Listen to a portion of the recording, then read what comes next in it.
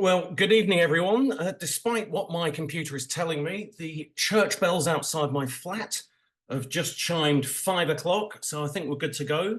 So welcome to everyone that's joined us already, and welcome to October's Investor Academy briefing session, looking at all things investing in AI related. For those of you that I don't know, and I've seen some new faces on the line, Lydia, you've put your hand up.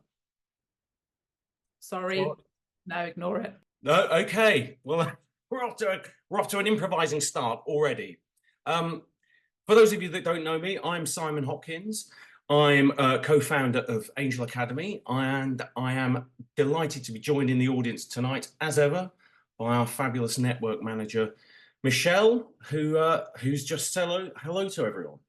I'm also delighted tonight to be joined by one of Angel Academe's longest standing investors and one of our advisory board members, Audrey Mandela. And tonight, Audrey's going to be discussing, as I say, all things related to investing in AI with two of Angel Academe's portfolio founders who are using and deploying AI in, I think it's fair to say, radically different ways. So I think tonight looks to be a fascinating discussion. As ever, if you've got any questions for the panel, please put them in chat, not in Q&A. So please use chat for any comments or questions. So just before we get to tonight's main event, a little bit about us for those of you that don't know us. So Angel Academe exists to close the gender gap in startup investment, both the lack of investment going to female founders and the lack of women investing as angels.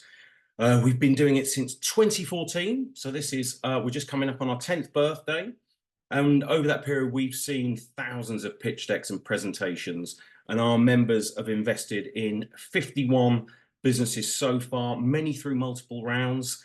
So I think it's fair to say that we've got more experience than anyone else in the UK in female investment. The question then is, after 10 years, do we still need to talk about gender? Well, I think you all know the answer to that. Very definitely we still do. Most investment is still by men into mostly male-founded businesses. But over the last year, 2% of all VC funding, just 2% of all VC funding went to all female-founded teams, and angel investment overall declined by about 40%. And as female-founded businesses tend to be at an earlier stage, they're often more dependent on angel funding. So it's especially hard at the moment. So we've been trying to address that, as I say, for the best part of a decade by not through words, but we hope through action and indeed through investment. Our angels, as I said already, have invested in 51 female-founded or co-founded startups over that time. And we've helped mobilize well over 150 million in co-investment. Our portfolio companies employ well over 1,000 people in high-quality jobs. They generate many millions in revenues, and many have a social purpose at the heart of their mission: diversity, better healthcare, sustainability, improved education, and so on. So we are addressing several of the UN's Sustainable Development Goals. We're very proud to be one of Beauhurst's most active angel networks and their only diversity-focused network. We're also very pleased to have both Alumni Ventures and Innovate UK as partners who have invested or deployed funds alongside our own angels. We're also very lucky and grateful to have some great sponsors on board. They advise us and our founders on deal terms, next stage investment, tax, accountancy, and so on. And we've got great partnerships, including with WIT, Women in Telecoms and Technology. So that's us in a nutshell. But enough about us. I think on to tonight's main event. I'd like to bring Audrey to the virtual stage. Audrey, are you there? I am indeed. Great stuff. Over to you. Okay. Well, good evening, everyone. Simon had asked me to start by saying something about the funny little picture of me there, which was generated by AI in 2019. So I think it shows something about the evolution of the technology that in those days, AI took something that was a perfectly good photograph and turned it into what looked like something produced by a dot matrix printer. But I think things have moved on more than a little bit since then. And it's also a timely discussion since Geoffrey Hinton, who's the father of AI, as some would call him, received the Nobel Prize for foundational discoveries and inventions that enable machine learning with artificial neural networks. So an interesting day for us to be having this discussion. So if we could move on to the first slide, Simon, I'm just going to provide a little bit of an overview, everyone, on what we're talking about when we talk about AI, or what I should say, what the startups that come to us for funding are talking about when they talk about AI. And as you can see, it's quite a wide spectrum of technology. The Economist says artificial intelligence can be described as the art of getting computers to do things that seem smart to humans, which I think is not too bad. And we've probably received pitch decks from companies that are active in most of these areas, maybe not drones recently, but otherwise a number of these areas. And I don't know how many of you read Benedict Evans's newsletter, but last week he included a piece that noted that Standard & Poor's is using Accenture to train all 35,000 of their staff in the use of generative AI. And Benedict wrote, "I used to joke that if you say digital transformation 3 times, an Accenture partner will appear in a puff of smoke and offer you a contract. Now the same thing happens for AI." So it's definitely everywhere, and it's good to have a sense of things. And we are certainly seeing it quite a lot. So if I could have the next slide, Simon. Just in the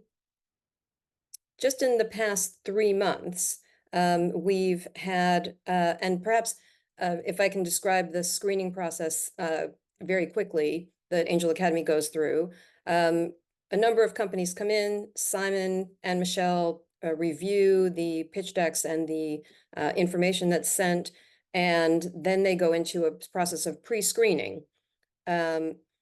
So these are companies, and a number of us participate in the pre-screening process. So these are companies that we've seen in pre-screening, not companies that have necessarily gone through to pitch to Angel Academe members. So we've got a lot of AI being used in the workplace, for AR, for recruitment, AI in personal and companionship, and in health. And Ed will talk about their use of AI in health services.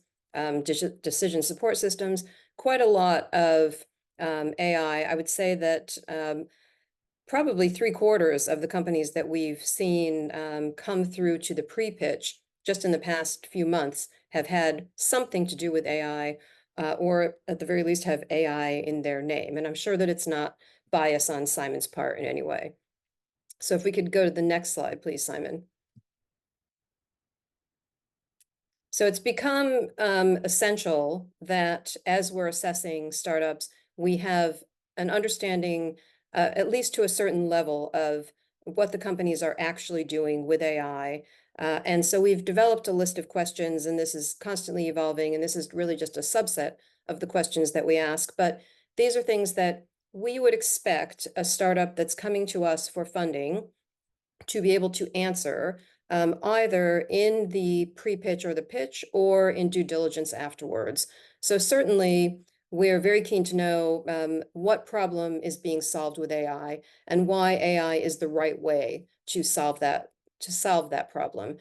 There are a lot of times when we see companies that are using AI, but we think a simple database might have sufficed for that. So what's the real point of using AI? Are they developing and training their own AI models? Are they using public services? If they're using services, are they using a third party to help them?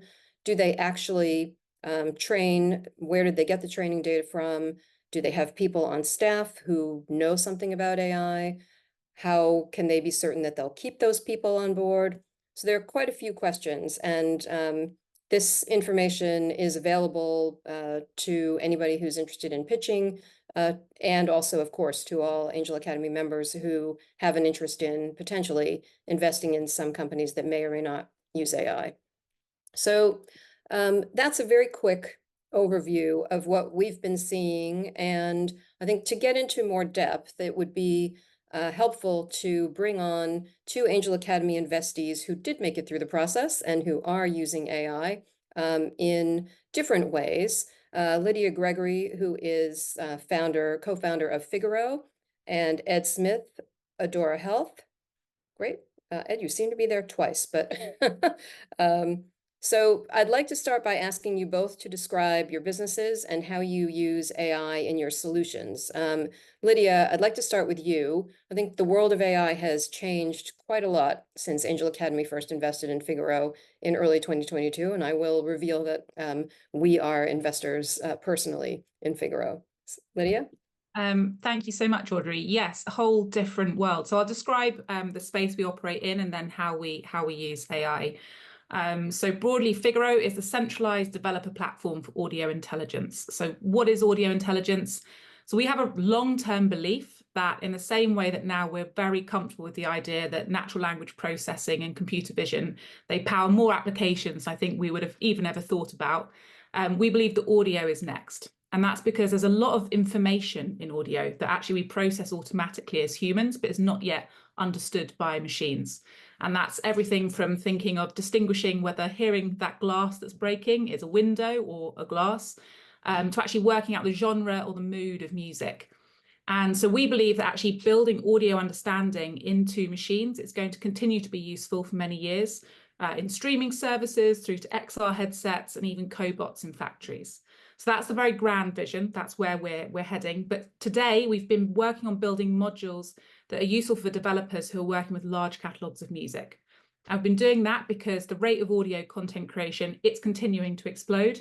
The proxy that's often given is the number of new tracks being uploaded to Spotify daily. The last estimate was 120,000 per day. The new estimate is it's going to be millions. And there's many other types of catalogs and all the kind of plumbing of the music industry out there where there's a lot of audio content. And so this creates a huge need to be able to make sense of it at scale for search, for content management, detection of rights infringement, and new use cases such as deepfake detection. So we've been building modules in that space. So that includes tagging of descriptive metadata such as genre, mood, searching audio using natural language in multiple languages.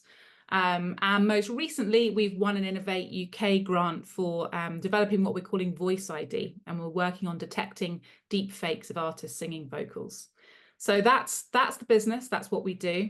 In terms of machine learning, it underpins all of it. And I think we tend to deliberately use the phrase machine learning, not AI, because I think AI, especially in the music world, it gets very much associated with generative AI, and we're working on non-generative use cases.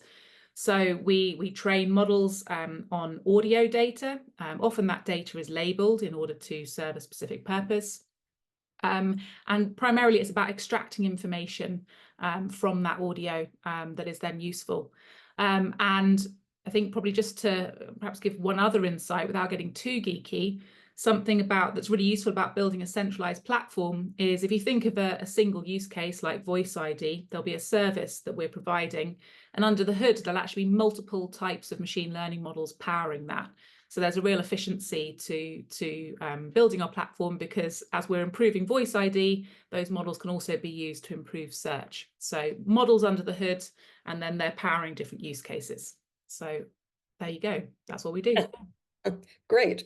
Thanks, Lydia. And now, Ed, I believe you're using conversational AI in your solution. Is that right? That's right. Yeah. So I'm Ed. I'm CTO for Adora Digital Health.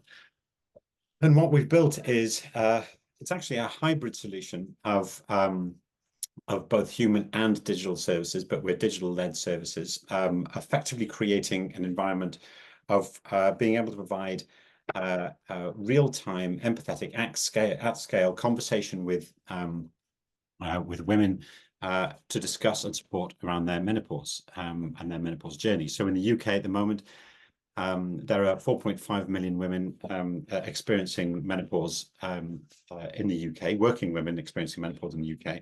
And a quarter of those will be experiencing severe symptoms. And severe symptoms are those symptoms which absolutely ruin the day And so that's over 1 million women, working women, who are experiencing that on a day-to-day basis. And as menopause symptoms ebb and flow, that's a tremendous impact on people's lives. And so we really do believe that there's a real need to provide support. Adora at the moment is an employee benefit service. So employers provide Adora for their employees. But also we've recently got an Innovate UK grant in order to run a feasibility study with a primary care network to look at Adora and how it would fit into the National Health Service as a primary care preventative solution. In terms of using that conversational AI, we use natural language understanding in order to understand and interpret the utterances, what our users say to us, and to be able to interpret and direct those conversations. We do use a lot of generative AI, but we don't use any of that on a frontline real-time basis, just on the basis of we don't believe that it has reached the point of being necessarily safe enough to be able to do so. Yeah, I think that's broadly where we are introducing ourselves. That's good. Okay, thanks. Now, we talked about, well, you both saw the list of questions and you had those questions asked of you when you were pitching to Angel Academy. So one of the questions I always delve into is where the training data comes from. Ed, first, could you tell us, where does your training data come from? It's a really good question. And when you start running on these projects, then you really are scrambling about trying to get as much data as possible in order to train these kind of systems. Fortunately for us, there's a huge amount of data available in terms of Google search terms and that kind of language that comes into it. We also did an awful lot of research with hundreds of women in order to get interactions and understand the language used and interpret that. But we're always learning. And so even as our service runs now, we on a periodic basis just go through, look at the training data, look at the accuracy of it, build up new training data associated to where we don't think we're quite accurate in terms of our service, and then build it out from there. But a lot of it has been just hard work, finding that data, interviewing to find that data, searching to find that data, and then building the models associated with that, and then looking at the accuracy of those to work out where we need to search more and delve into it more. Right. Okay. And Lydia, I think your answer is a little bit different. Yes, so as you say, things have changed a lot since you guys first invested in us over 2.5 years ago. So we started off working basically with clients directly. So yeah, as I say, we work with audio data, and you might know in the music space, there's kind of a whole very complicated rights landscape around copyright, publishing, there's master rights, it gets complex. So we were working with clients, being very kind of respectful of the fact it was their data, working client by client. They had the option to kind of opt in to being part of a general training set. And that's a very slow way to build training data, but it was the way we had to go if we didn't want to scrape, which is now what you see. You might have heard of various other music startups, often in the States, doing that kind of thing. But it's a very slow way to build an appropriate training set. And so we're now in a process of shifting and it's because actually now there is an understanding of what machine learning is, and that there is a market, there is a value to data. So it's much easier for us to have conversations with rights owners for audio. And so we're actually now looking to license data on a much bigger scale for this central training set. And we're looking at new kind of business models around it, really. So in the way that now we're all very comfortable with royalties being paid through Spotify, through streaming back to artists, we think there's a future where actually that would be possible for data owners as well. So actually we can track what data has been used in each model, and we can ring fence a portion of our revenue and pay it back. So we're in the process of making that shift at the moment, and we're seeing appetite for it. But again, it's early days. You're kind of pioneering new types of licensing contracts, but we couldn't have done that 2.5 years ago because the understanding, it wasn't there. There wasn't a kind of, it wasn't possible. So so that's audio. And then we also, like I say, there's a real bad data in, bad results out. And my co-founder, mathematician Kevin, could talk a lot about this. So we've invested in also having a curation team. So we have actually a dedicated full-time person who looks after curating data, but also then doing the kind of qualitative QA of the models that are trained, and then she works very closely with the machine learning team to kind of keep improving them, and that can be a symbiotic relationship between the data that's being curated and the models. And then we have freelance musicians essentially who label data for us, when we need labeled data, and that can be things like genres, amongst other things. They basically help to label that data. So that's what we do. Great. Now, of course, working in the music industry, I've seen an awful lot of articles about the industry saying, we're not using AI, you know, fake Drake has burned us. So what do you find when you go out there and talk to companies in the music sector? Can they open their minds to using AI? It's a very mixed picture, and you often get different answers from the same organization depending on which team you're talking to.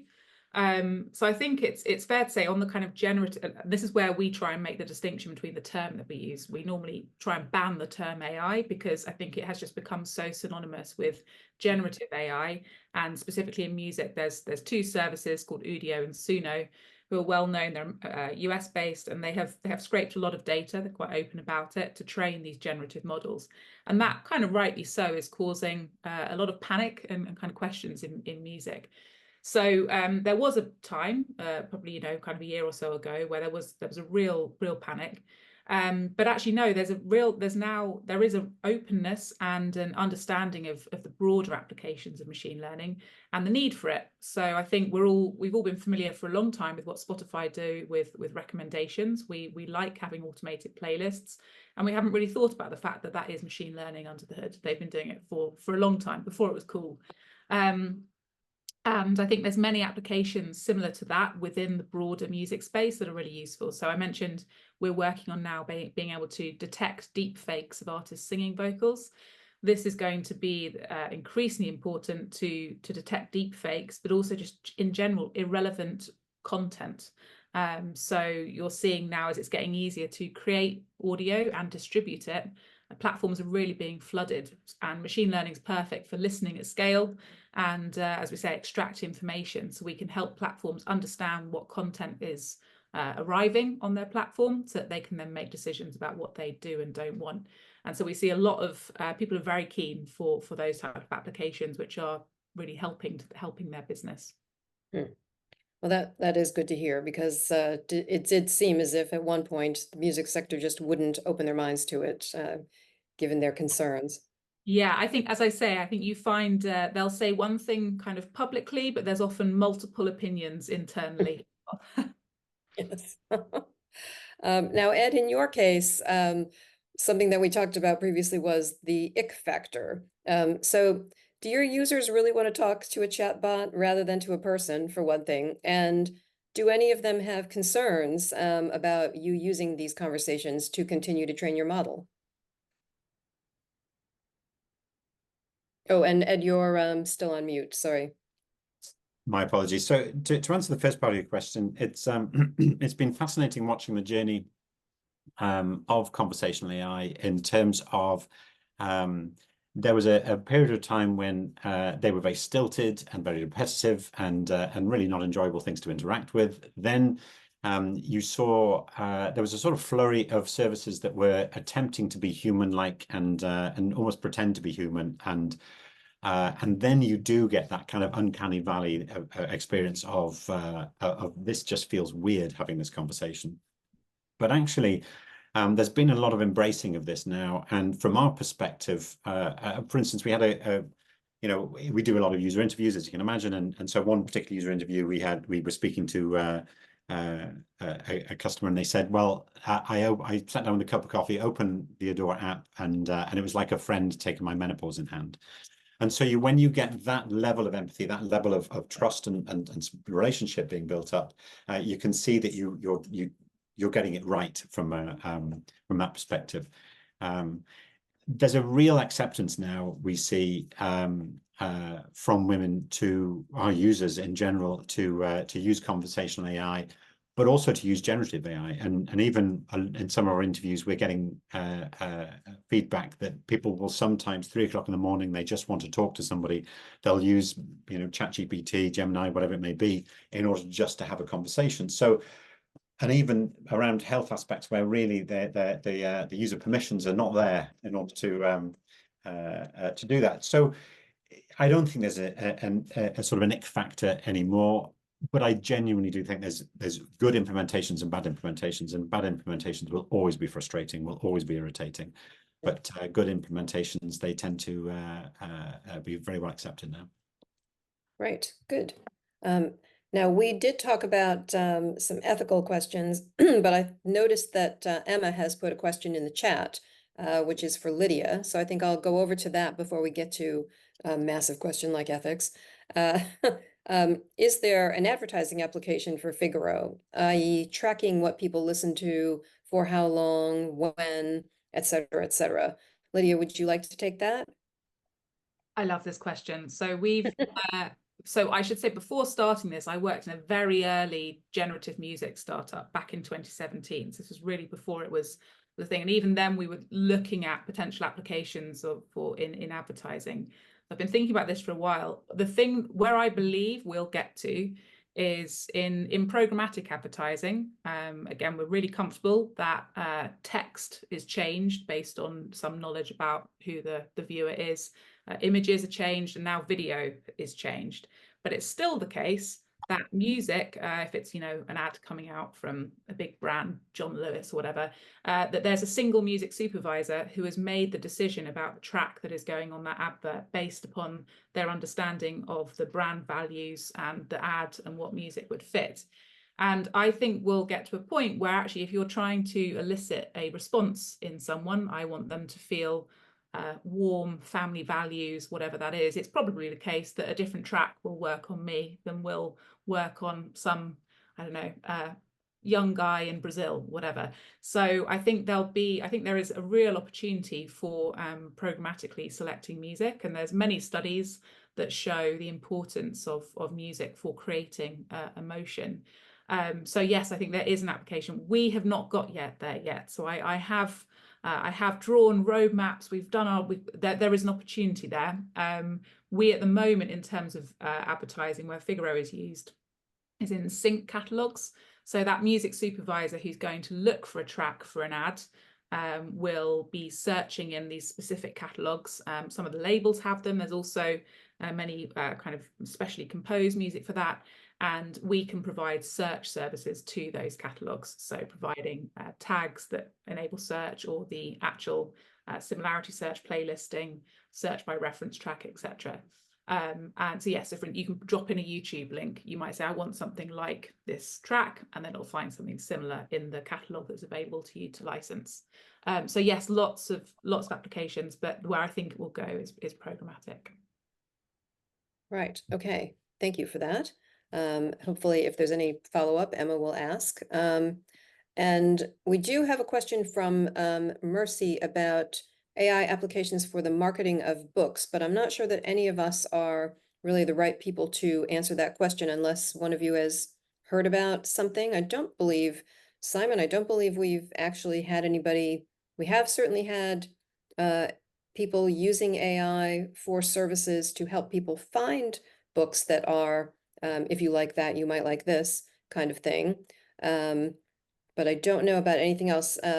If there's anything more specific, Mercy, then please ask another question in the chat, or ask more in the chat. So I'll now move on to the question of ethics, which we talked about. And there are a lot of different aspects to this area. You know, there's the there's the question of how ethical is it to use all the Earth's resources to run all the engines that are needed for AI, which I think you've got something to say about, Ed. And there's the ethics behind the way some of your competitors, Lydia, are are training their data and scraping. So first of all, Ed, would you like to start with some of your views on the ethics of AI, things that we talked about the other day? Yeah, I mean, I think there's a real challenge around the sort of size and scope of the sort of energy resource that's used in particularly around generative AI and those kind of resources that are needed in order to power those machines, in order to build those models and to run those models real time. It's worth saying that there are some new technologies coming on board. So rather than large language models, you can create small language models and obviously use RAG techniques, which is a sort of a restricted access generative systems, which will be able to apply a much tighter model, which can run more efficiently. But you really are talking about, at the moment, a huge drive to apply AI to everything. And I think there is a completely hidden cost to that in terms of the cost to the planet, the cost to sort of the Earth's resources in running those systems. I think that's there. But in terms of, I think from our perspective, there's a large part of that in terms of what is the balance for that. So, for instance, we've got a project taking place at the moment with the Scottish government, and a large part of what they're wanting to do is how do you serve communities where it may be a day's drive or maybe an overnight stay in order to go and have a GP visit. And if you're able to provide these kind of services, this kind of support in those kind of remote rural areas, then you are really offsetting that kind of carbon footprint in other areas. We see anecdotally that a lot of the time around menopause, you may have 3, 4, 5 appointments before you get a clear diagnosis. You get a clear intention of whether HRT is right or what solutions are right for you. And if you can reduce that to a single visit, maybe an online visit, that's a significant impact saving. And so for us, there's certainly a lot of balance got to be made about how we're using this technology, what is the impact of this technology, and what is the sort of net cost versus benefit there. Yes, there have been there's some growing skepticism about that for certain applications I've seen. I think was it Credit Suisse that recently had a report out that talked about some of their analysts were gaining 20 minutes of their time using generative AI to write reports, but it was costing the company 6 times as much as when they just wrote it themselves. So still a few things like that to deal with. Yeah. So Lydia, how about your angle on this question? Your competitors are doing things differently. You've taken the high road. I think there's so many layers to this. And I think if you're thinking in terms of investment, it's important, I think, to find investors who are aligned with your values. So we found, on the data point, I've had some investors say, well, so you might have heard there's a term in the US called fair use. So there's an argument going on. There's many lawsuits currently in flow, arguing that training on copyrighted material, and in this case talking about music, should be considered fair use. So you can go ahead and train on what you want. And you'll find, some investors will say, well, that's fine. Just why don't you use all of the data available?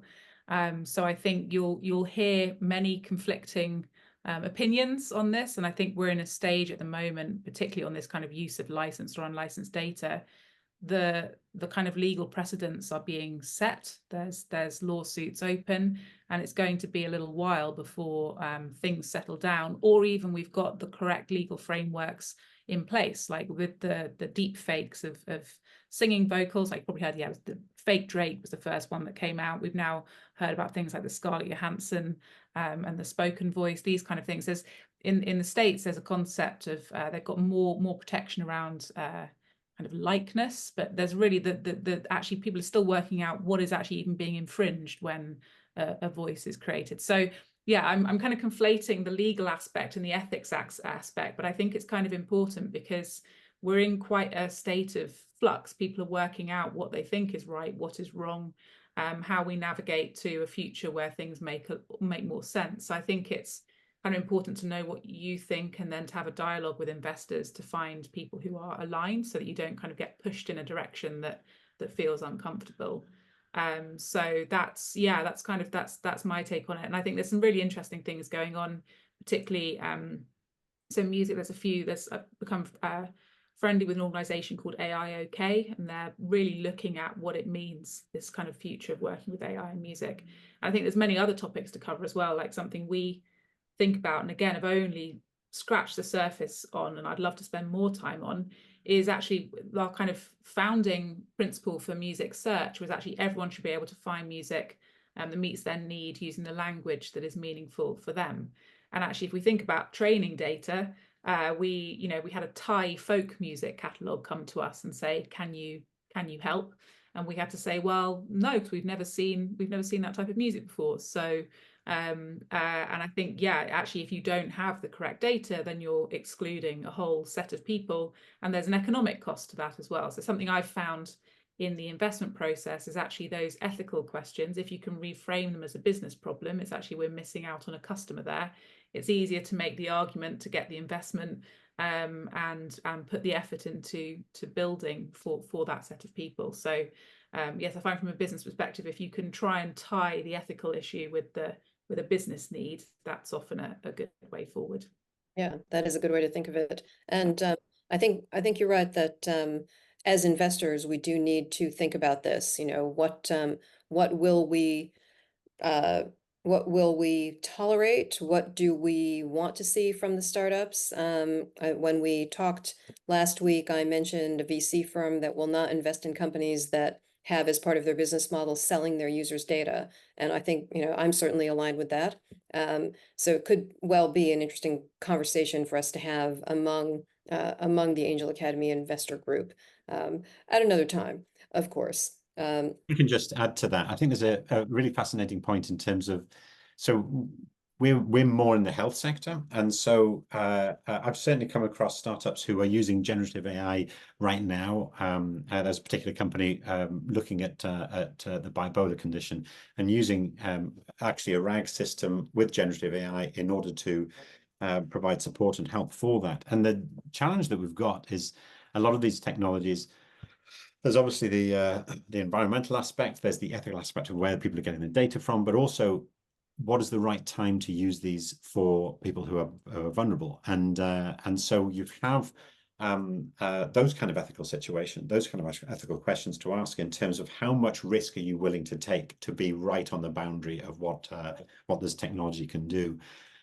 We actually undertook a study with a consultant in order to look at, from an insurance perspective, from an ethics perspective, from a sort of medical surety perspective, about how far we could take this technology set, particularly around generative AI, in putting that in front of customers. And it really was a very fuzzy line to play. But from our perspective, we wanted to take a very safety conscious view of it. And so, for instance, in fact, I think just today we got our Class 1 medical certificate from the MHRA. And it's that kind of regulatory route to market that we're taking, which means that we'll take a much more conservative approach in terms of, let's just throw out this generative AI, and if it hallucinates for a few people, it might be okay, might not be, etc. And so there's a whole ethical point about using this kind of technology as well for potentially vulnerable environments. Yeah, well, and in fact, Ed, Steve has asked a question about using. Sorry, there was a typo in his original question. The patient experience to train your model, and what is the ethical approach to this? Do you ask the patient's permission? I assume, I'm fairly certain that's in your terms and conditions, but there's two sides to that. One is we do a lot of user interviews. That all comes very sort of we get user consent forms in order to do all of that. So that all happens, and that drives a lot of our user decisions and our product shaping decisions. But in terms of training data, absolutely, it's in our terms and conditions. There's a privacy policy. We wanted to go through and be very specific about what data is being collected, why we're using it, how we're processing it. So in this particular sector, when it's special data, you have to be very explicit really about all of those things, and we wanted to obviously comply fully with that. But also, as you go through and register with our service, there's a summary section, and in that summary section it includes a whole bullet about being able to say, look, we're using your data to improve this service, and it's part and parcel of that acceptance of that. And actually, from a user's perspective, from the interviews and the surveys we've done, there was zero pushback from women in wanting to use their data to improve services, and we very much phrase this as there is a dearth of data around women's health, particularly around menopause, particularly around menopause symptoms, and certainly around longitudinal symptom change over time. And so as we're able to collect that data, then wholeheartedly we get the support of our users in terms of being able to use and process that data for academic research or whatever it may be that comes from that. Right, good. And in fact, there are a couple of other questions for you, one of which relates to that. And it's from Aoife, who is asking, where do you find the women to test and to be part of the service, creating the database for your services? And how do you ensure that you're getting good data to feed into the test results to drive your iterations? It's a really great question. It's a constant I mean, I was going to say challenge to be all, but it's a battle, and it's a real challenge to. So, for example, one of the issues we have at the moment is that all of our users are employee benefit recipients of our services and employee benefit, which is a particular cohort profile of women, which means that the data we're using in order to retrain our system absolutely sits within is biased by its very nature, which is why we have been on this parallel track to work with the public sector, to work with the NHS, in order for there to be other data sets for us to draw on, to interact with, etc., in order to bring that together. And that would give us a much broader scope of women, ethnicity, backgrounds, ages, socioeconomic backgrounds, etc., in order to bring into this cohort of data that we're putting together.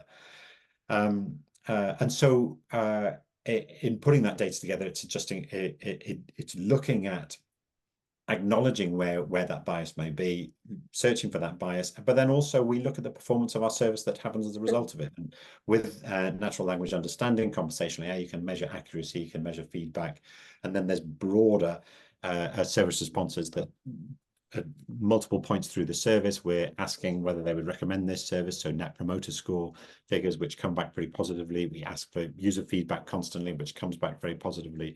After the assessments, they come back pretty positively. So we really do a lot of user feedback coming through all the time, and really keeping an eye out for where any of that negative feedback comes from. And because in this sector, it's all about, DCB 0129, which is your clinical safety standards. It is all about feedback loops, clinical safety officer reviews, clinical steering committee, hazard logs, etc., which all mean that effectively we're very much on top of how users are interacting and feeding with and responding to our data. And no system is going to be perfect, but I think we can safely say we're pretty much on top of the impact of our services and understand where we need to improve, and also where to be confident that we're running a safe service. Great. Yes, that's quite a comprehensive answer, and I hadn't realized half of that, so thank you. We have another question from Susan, which is directed at you, Ed, but I think it actually applies to both of you. So I'm going to start with Lydia, which is, can you tell us about some of the exciting new features and improvements that you're working on? So Lydia, how about you? Awesome. So there's a couple of things. So there's, first of all, we're shifting much more to being a self-service developer platform. So we've always been kind of APIs as been our focus, but we're wanting to get to a point where it's actually, you can come in as a developer and there's modules that you can select and then work with the APIs. A second piece, and this is really exciting, is the ability to then be able to customize those modules. So this is there's now, you'll see this if you are a developer in places like SageMaker. You can go and customize image models, and we're wanting to do that for audio. So we're kind of in the research stage at the moment, and what that means, you can take one of our models. So actually, I'll go back to the Thai folk music example. So we've had to send them away. We can't provide, for instance, genre tags because we don't know about it. But when we've got this feature live, what they will be able to do is come to us, find out that our genre tagger doesn't work for them, and then send us only a few labeled examples. So they'll send us some audio and they'll have labeled it themselves. And then they will be able to essentially customize our genre model. So they'll be able to kind of create their own little branch that then does work for them. And so that we're really excited about, because it means that we will reduce our bounce rate. We can sell to more people, but I also think on that ethics point, it means we can actually serve the needs of a wider range of people, even if their data is not in our core data set. So I'm really excited about that. And then the second one that is, as I mentioned, Voice ID, which has been our kind of core area of R&D this year, and we're making progress. We now have some models that are running and you know, doing kind of the right thing. And so I think that it's a huge opportunity, and no one has really got there yet in terms of being able to identify these types of vocals. And I think there'll be a need, because I'm not sure if you're familiar with this space, but you saw the fake Drake track, and it's now the case you've got services springing up where you can create vocals of whichever you want, Adele, so you can sing and adapt your voice or whatever to sound like that artist. And some of those are legit and some are not. They've taken more of that approach of just go and then ask for forgiveness. But there's also a Discord server with over 100,000 members with step-by-step instructions for creating these models. And honestly, you could spend an afternoon, you don't really need to know how to code, and you can create your own versions of Adele. And that just means there's going to be such a proliferation of this type of deep fakery that being able to detect it, we think, will be increasingly important. So I'm excited about that. Yeah, yeah. All very interesting. And in fact, that reminds me that I think Holly Herndon, who basically put her voice out there, there's a really great TED Talk where she has other people singing using the AI to create songs in her voice. It's pretty cool to watch. She's got an exhibition at the Serpentine Gallery.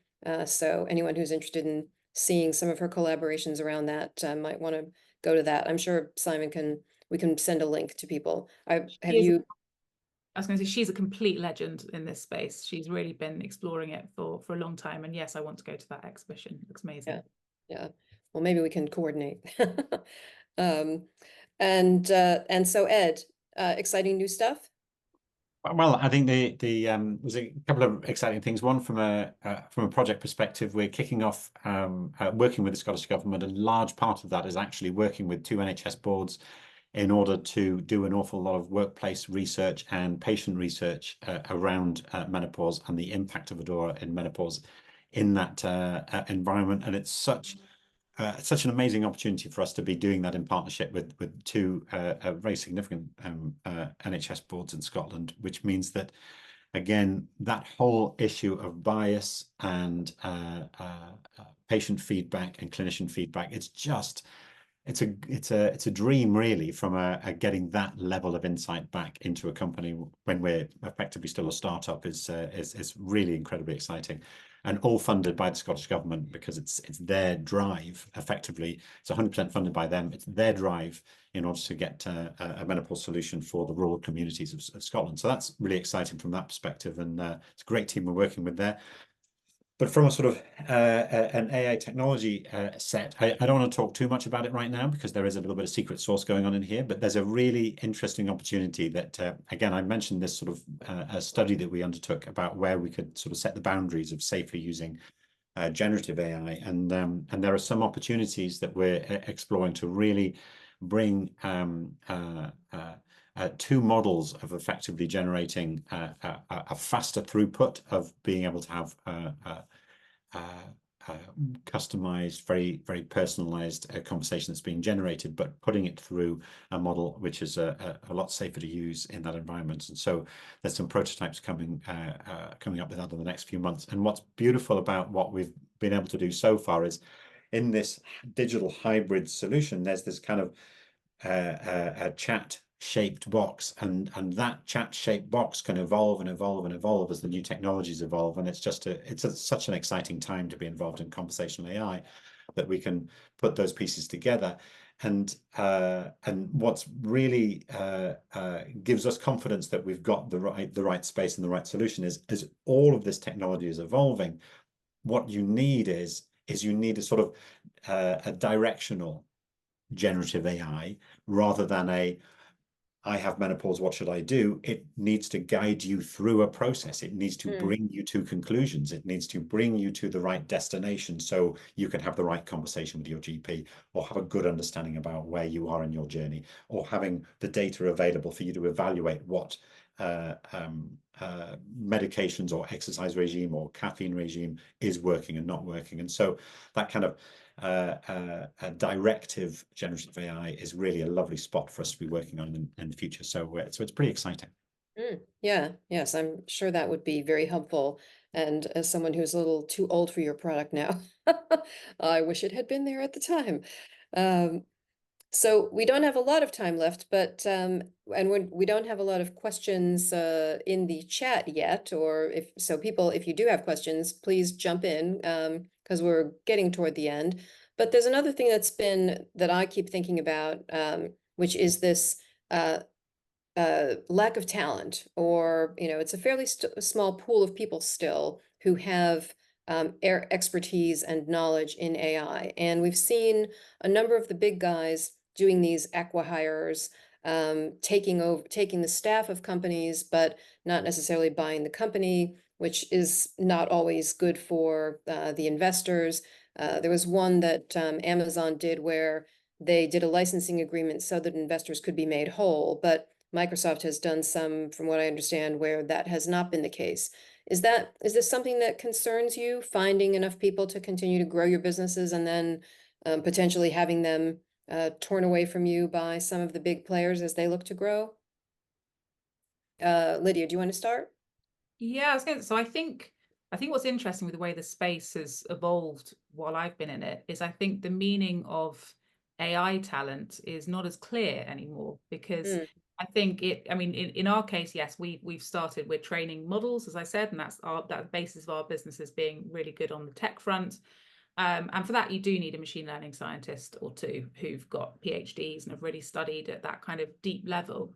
And that's the way we've chosen to build our business. But then we've also got talent. Our CTO, he's a software engineer, so he's not got the PhD in machine learning, but he's got deep AI expertise in terms of deploying these models, working with third-party models, and that in itself is a really useful piece of expertise.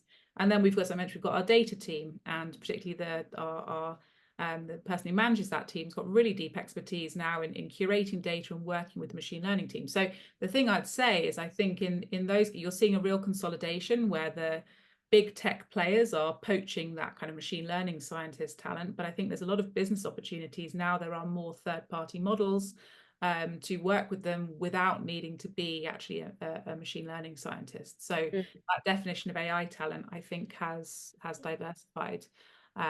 Yeah. Yeah, no, that's an interesting point. Thank you. And Ed, what about you?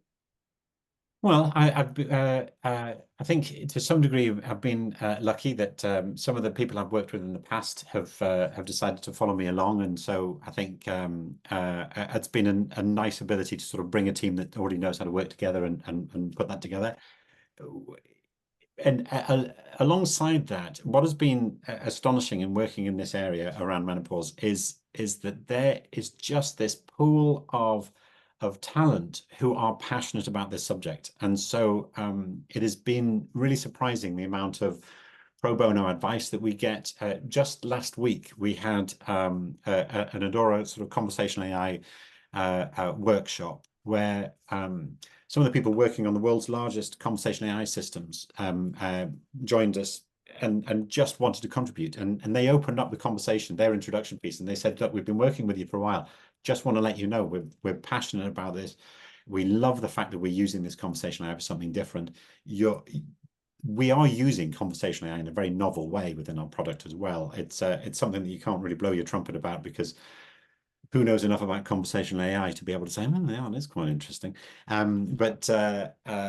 And so there's a lot of passion in there to draw on in terms of bringing an awful lot of experience. And I think I'm of an age where actually I've got a really nice cohort of people I've worked with in the past, people I know in the industry, and being able to draw on actually quite senior, quite experienced people to draw in on advice, etc., has been on something that everyone can be so passionate about has been extraordinary. I don't think I've ever worked in all my career in a place where either the door is open or it's just a gentle nudge and the door opens for you to engage. So it's been a real sort of blessing from that point of view. But like all things, though, if you want to hire fresh, new, experienced talent, it's expensive unless you can get people to do it because they're passionate about the project.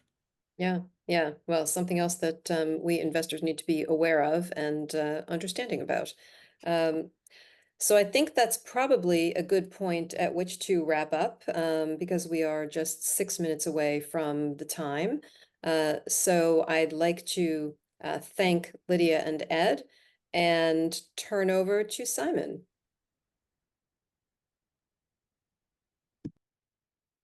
That's great. Thanks, guys. That was a fascinating discussion. I think I can safely say it's the first time on one of our Investor Academy webinars where we've mentioned Drake and Scarlett Johansson and Holly Herndon. So that's definitely a first. Lydia, Ed, Audrey, thanks so much. Amazing discussion. Thanks for your time and all your insights. So just a couple of words from me, just as we wrap. Some next steps: if you're a founder on the line and would like to apply to pitch to us, please do so at the link on the screen. I believe Michelle's also going to be popping links into the chat. If you're interested in joining us as an angel investor, and why not, please get in touch with Michelle. And do follow us. We're all over the webs, as you would expect. We're particularly active on LinkedIn, so follow us there. Sign up to our monthly newsletter on Substack, and a recording of tonight's event will be going up this evening on YouTube, along with a whole host of videos covering everything from, well, just pretty much everything in the area. So do check out our YouTube. And just finally, if I can get my screen scrolling, there we go. Some upcoming events. On the 16th of October, we've got our online member meetup, which Ross Singleton is going to be hosting. So please come along to that. On the 27th of November, we've got one of our Angel Investing 101 workshops, which we run in person. It's a whole afternoon. It's a lot of fun, hugely insightful. So please do sign up for that. And following that, we'll also have some investor and founder networking. So again, Michelle's popping links to these in, but if not, just drop her a line, get in touch with any questions about them. So with that, once again, thanks to Ed, Lydia, and Audrey for such a great evening. And we'll let everyone go on with their day. Have a great evening, everyone. Good to see you all. Thanks very much.